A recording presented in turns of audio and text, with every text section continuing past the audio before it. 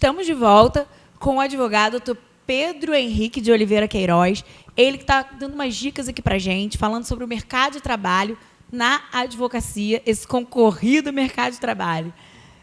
Pedro, eu queria saber de você como é que foi a tua experiência com a prova da ordem, que é um terror, sabe, gente? Porque a pessoa se forma no direito, então a pessoa se torna bacharel em direito, mas não pode advogar. Sim. Né? Diferente de algumas profissões que você já sai podendo atuar, na nossa, não. Na nossa, se você não fizer a prova da ordem, você não consegue a carteira de advogado e aí realmente não consegue advogar. Você não advoga. Mesmo. Nada. Né? Nada. E só usa o direito para concurso público e olha lá. E hoje em dia, que antigamente nem isso podia, né? Nem isso podia, verdade. E como é que foi essa tua experiência com a prova da ordem? A gente se forma e fica aquele friozinho na barriga, passar, não passar. Eu peguei a última, se não me engano, o último ano da prova com 70 questões ainda. Né? Então a gente tinha que fazer 35 para a segunda fase e depois ainda fazer a segunda fase, né? Fiz em penal, específica. Tipo, nada a ver, a pessoa Ou seja, a monografia em penal e a específica da ordem em penal também. Né? Isso não te deu medo, não? Você falou, caraca, vou escolher uma área que não é a que eu tô acostumado para fazer uma prova. Mas é a que eu mais gostava. Sempre foi. Ah, entendi. Fiz um habeas corpus, se eu não me engano, na prova. Gente, isso é uma loucura, esse negócio de prova da ordem, porque a gente, estudante de direito, vocês que estão me assistindo, vocês vão entender, porque dá aquele frio meio na barriga. E o problema é que se você não passa naquela prova, no ano seguinte, a banca inventa mais coisa, mais matéria para cair na prova. E aí o negócio vai dificultando. Tanto no ano seguinte aumentou o número de questões, entrou algumas outras matérias que eu não me lembro. Olha, eu vou te falar que a tua experiência foi muito tranquila, porque a minha foi meio traumatizante, sabe, gente? A minha, olha, eu vou te falar. Eu fui fazer a prova da ordem, né? Aí eu falei, ok. Eu atuava na área trabalhista, era estagiária da área trabalhista, da Firjan. Eu falei, tudo bem, vou fazer a área que eu tô acostumada, né? Tá tudo certo. Fui, primeira fase, passei. A segunda fase, eu falei, ok. Eu já atuo, já faço as petições, já faço tudo, tá tranquilo. O quê? Reprovei. Aí eu fiquei desesperada, falei, nossa, sou uma péssima advogada. Estou atrapalhando os meus clientes. Eu não quero mais ser advogada. Tá aí, eu não quero mais ser advogada. Não é isso. Aí o Igor ficava assim para mim, você deu o seu máximo? Você estudou? Você deu o seu melhor? Não. Então, o dia que você der o seu melhor... Você vai passar. E não passar, você pode se arrepender. Aí eu falei, tá certo. Aí fui, olha, fiz 3 cursos, fiz não sei o quê. Passei com 10 na segunda fase. Eu falei, agora tinha que vir nota na OAB. Sim. Na carteira tinha que vir a nota lá de quanto passou no... O CR. Tinha que estar lá, gente. Porque fica uma discussão, né, na verdade, né? A gente fica assim, a gente brinca hoje em dia, mas quando a gente está passando por esse processo, fica aquela... Ai, absurdo ter prova da ordem. Sempre tem aquele boato. Vai acabar a prova da ordem. Aí você fica lá torcendo. Vai acabar. E você acha que é importante ter essa prova da ordem? Num país, como eu falei, que a gente forma 80 mil advogados, bacharéis em direito por ano, se você não tiver uma peneira aí, fica realmente o mercado complica, né? É uma forma de dar uma saneada. Uma saneada, né? E muita gente acaba desistindo de se tornar advogado, né? Acaba ficando mesmo como bacharel em direito e vai procurar outras atividades, outras profissões, né? Porque até às vezes dentro acaba da mesma desanimando. área, exato. Né? Deixa eu te fazer uma outra pergunta.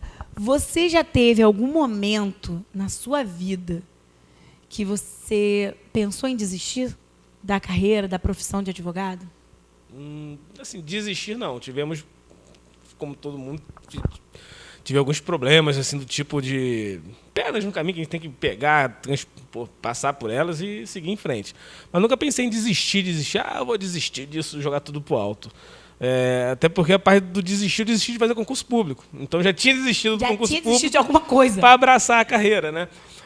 Tive algumas mudanças profissionais, acho que todo mundo tem algum tipo de mudança na vida. Eu não ao longo desses 12 anos, eu não tive em muitos escritórios, né? Eu sempre fiquei um certo tempo em cada um. Mas, por exemplo, quando a gente resolveu terminar a sociedade, porque eu recebi um convite do escritório gaúcho para gerenciar a filial, A gente, caramba, cara, porra, E agora? eu era sócio, lá você empregado, entre aspas. Será que eu fiz certo? Será que eu não fiz? Enfim, então esse tipo de mudança. Agora, assim, de desistir, não. Nunca pensei, assim, Nunca de jogar pensou. tudo pro alto. Ainda não chegou esse dia. Não, nem vai chegar, gente. Então, Espero que não chegue. E como é que foi tomar a decisão de abrir o seu próprio escritório? Essa foi a decisão mais difícil. Foi mais difícil do que aceitar o convite do outro escritório. É mesmo? É. Por quê? O que passava assim na sua cabeça? Porque principalmente assim, aquela questão quando você está por você próprio, você tem que, desculpa a expressão, assobiar a chupacana. Você tem. Você tem Você ali. não é mais empregado, né? Você não é tem mais empregado. aquele seu salário garantido Por ali mais no que eu final do fosse mês. sócio no primeiro história da minha vida que eu virei sócio, mal ou bem tinha aquela coisa assim, pô, é teu professor que é seu sócio, então você tem uma referência tanto intelectual quanto de gestão e tal. E quando a gente abre o nosso, com o nosso nomezinho lá, é diferente. Você passa a ter uma responsabilidade, primeiro, maior ainda, com o seu nome, que é quem está estampando Com certeza. A logo a do logotipo do escritório. É. Com seus sócios, com sua equipe, com seus clientes, ou seja, tudo passa a ser feito do seu jeito. Enquanto que antes, mais ou menos, você tinha alguém para te... Você tirar criticava dúvida. o jeito dos outros. E você tinha um mentor, vamos dizer assim, para tirar dúvida, uma coisa. E se desse errado, você falava, tá vendo? Eu falei, era pra ter feito de outro jeito. Exatamente. Essa administração aí não Entendeu? tá legal do escritório. Exatamente. Então, foi uma decisão difícil, mas que tinha que ser tomada, foi pensada, graças a Deus escolhemos sócios ótimos, Que é que é importante, importantíssimo. É E importantíssimo. como você se vê agora na figura de não só advogado, que ok, você estudou para isso, mas como gestor de um escritório de advocacia? É mais fácil advogado que ser o gestor. Isso é muito difícil, né? E cada vez mais os escritórios de advocacia estão contratando gestores. Sim, e assim, a única coisa que realmente me facilitou um pouco é justamente por já vir de uma área que eu lidava com muito empresário. Com muitos gestores. Então eu sempre fui um cara que absorvi também o conhecimento do nosso cliente. Entendi. Então você já ficava vendo os erros, os acertos. E sempre gostei de conversar sobre a vida empresarial deles, para entender o negócio deles também, de uma forma ou de outra. Então, nesse ponto, facilitou um pouco colocar porque a gente na faculdade, a gente não aprende a ser gestor de nada. Nada. Não aprende nada. Tem nem aula disso. Só tem aula de administração. Se você for procurar um curso hoje de gestão de escritório de advocacia, você não tem. Não tem. É verdade. Eu, quando vejo é lá no Rio Grande do Sul, é não sei aonde, mas não é algo acessível. O que você ainda entendeu? tem, assim, algumas palestras. Exato, você não tem nada que você consiga fazer, sei lá, empreendedor jurídico. Você não tem. Então, você é jogado naquilo ali e você se vira. Né? E hoje em dia tem muita gente que deixa de advogar para virar apenas gestor de escritório de advocacia. Sim. Né? Porque também não adianta vir um gestor de fora que não entenda como funciona o dia a dia de um escritório de advocacia, que é bem complexo. Bem peculiar, né? É bem peculiar. Tá facilitando um pouquinho, né? Por causa dessas coisas de processo eletrônico, Sim. isso tem facilitado um pouquinho a nossa melhorado. vida, a nossa gestão também, né? Tem melhorado bastante, tem diminuído os custos também, inclusive, dos nossos clientes. Com né? certeza. E quais as áreas hoje de atuação do direito que você vê assim mais forte assim? Tributário, sem dúvida. Tributário. Olha, gente, ele puxando sardinha para a área Tributário, dele. sem dúvida. Mas, assim, pelo que a gente conversa, assim, realmente existe uma demanda muito grande no tributário, parte trabalhista, por parte tanto da empresa quanto do empregado, sobretudo com tantas mudanças que nós tivemos aí recentemente. É uma área que hoje está bem alta, a gente costuma conversar bem lá no E escritório. os advogados estão reclamando bastante, Sim. principalmente advogados de empregados. Estão lutando aí, né? Eu até conversei com uma amiga minha, ela veio até aqui, entrevistou, ela falou, Faiga, o direito está tão difícil. E assim, eu já ganhei muito dinheiro com a advocacia, mas agora, pelo menos, ela atua na área trabalhista, ela falou, pelo menos agora está tão difícil que ela agora virou empresária também. Entendeu? Então ela está advogando e abrir uma casa de festa para poder não ficar restrito a uma área só, né? Diante de tantas mudanças que têm acontecido. Porque acho que qualquer profissão tá difícil, né, para todo mundo. O mercado de trabalho no Brasil tá realmente muito difícil. Você vê uma perspectiva boa aí pela frente? Para o nosso mercado jurídico, para quem continua estudando, continua atualizado, assim, é óbvio que existem as dificuldades, mas eu não vejo assim, um mercado fechado, entendeu? Eu acho que a maior dificuldade que nós, advogados, temos é de acompanhar, como falei, as mudanças, o mundo, enfim. Né? Porque hoje tem o direito também da internet. A gente tem que acabar se reinventando. Como eu disse, aparecem subnichos de coisas que às vezes são boas oportunidades. E é aquela coisa, é o terreno inexplorado, né? O primeiro que chega é quem vai minerar melhor, né? Então, por isso que às vezes você pode ter um clique e você criar um subnicho. É sempre bom estar atento a essas mudanças, a essas alternativas. Eu acho que uma coisa também que dá muita visibilidade é essa questão de você escrever artigo, de usar as mídias sociais a seu favor. E é um cuidado que o advogado tem que ter, né? Porque hoje em dia a gente está num mundo que a pessoa quer falar qualquer coisa, o tempo inteiro. E aí o advogado, principalmente o advogado, que sabe o que pode, o que não pode ser dito, ele tem que ter uma preocupação maior, né, com essa imagem dele profissional nas redes sociais. Sobretudo que nós, advogados, temos uma limitação muito grande para fazer publicidade, né? Nós não podemos colocar um anúncio, faço ações de, direito do consumidor, custa tanto. Nós não podemos ter esses atos de comércio na advocacia, né? Então, o caminho para divulgar realmente é escrever artigos, é participar de repente, de revistas, seminários, etc. Seminários, fazer o nome ficar forte, aproveitar justamente essa era digital que nós vivemos e que todo mundo hoje tem acesso a um Google, a jogar lá ICMS, tal, e vai aparecer um artigo teu lá.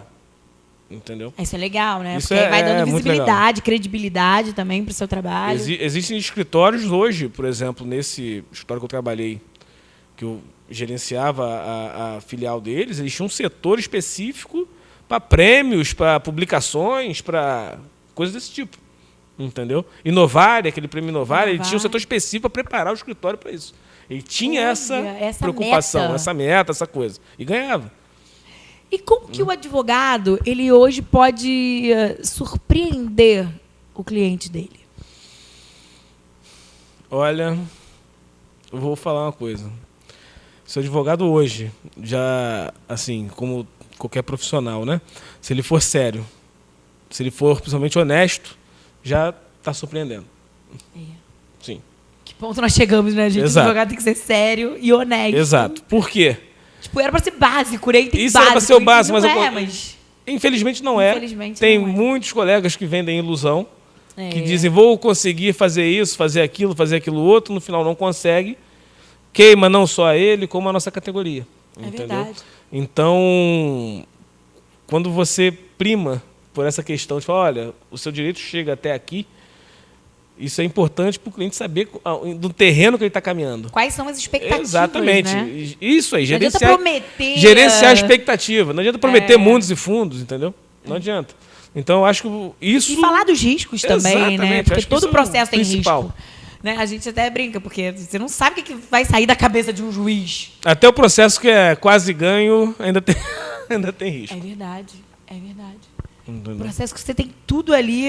Você realmente tem razão. Exato. Mas se você não for lá, se você não for despachar um processo com o juiz...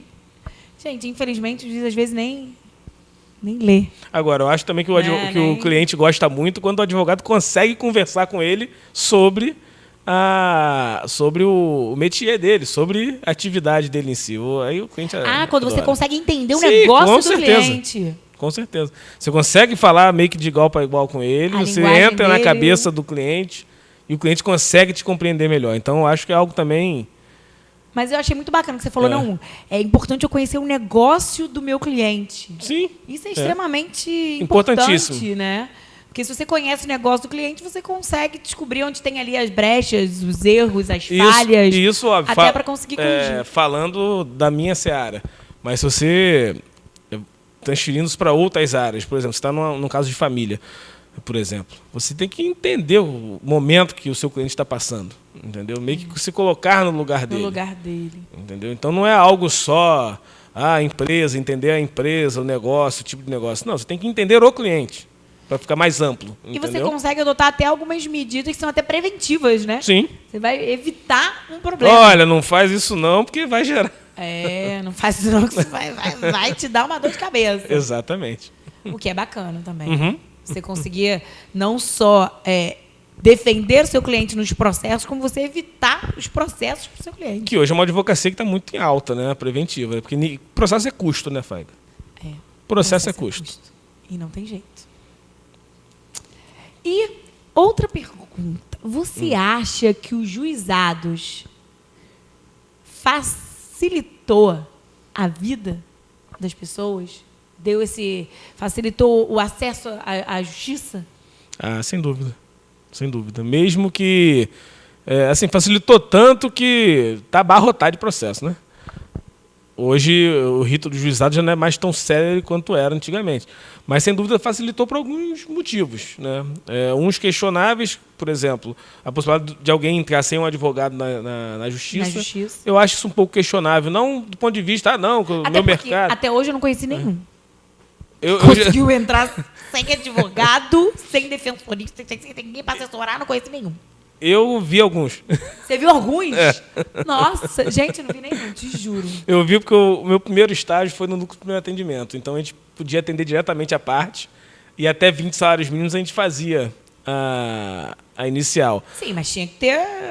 tem que ter alguém. Tinha que ter alguém para fazer, gente. Fazer. Não dá pra chegar lá e falar, então, eu quero entrar com o processo aí, faz aí para mim.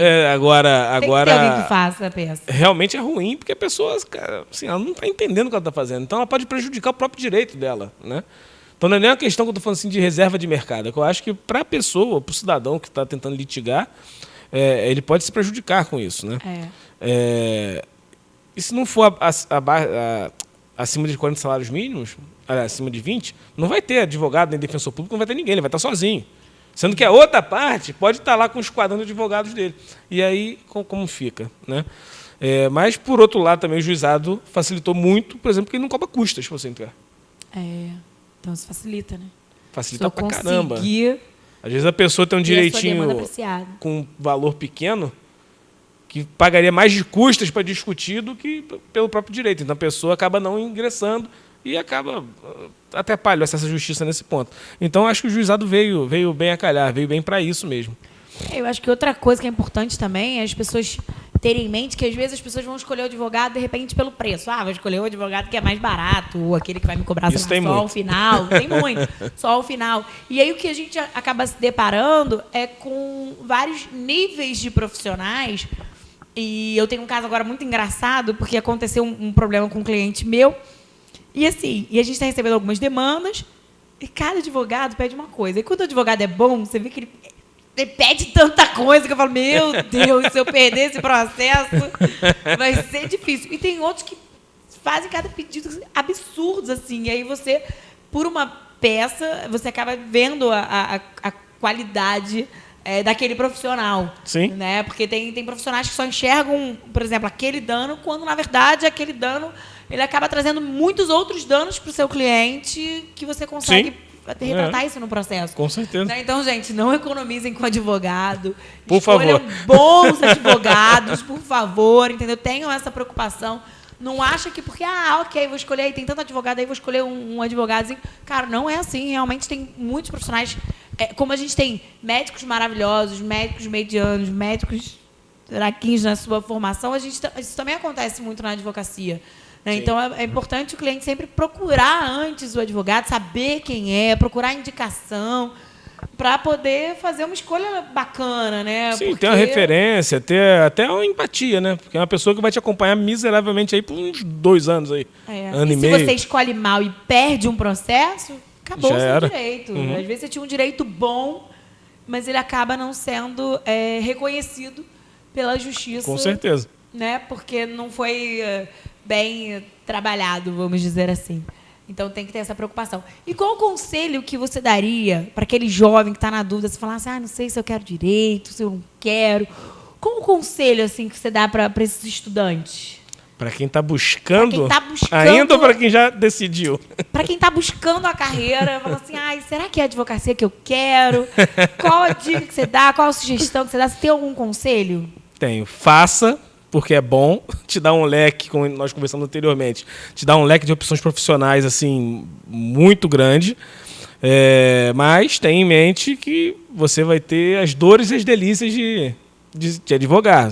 Como eu falei, é uma dedicação constante, não tem como parar de estudar, não tem como parar de se atualizar.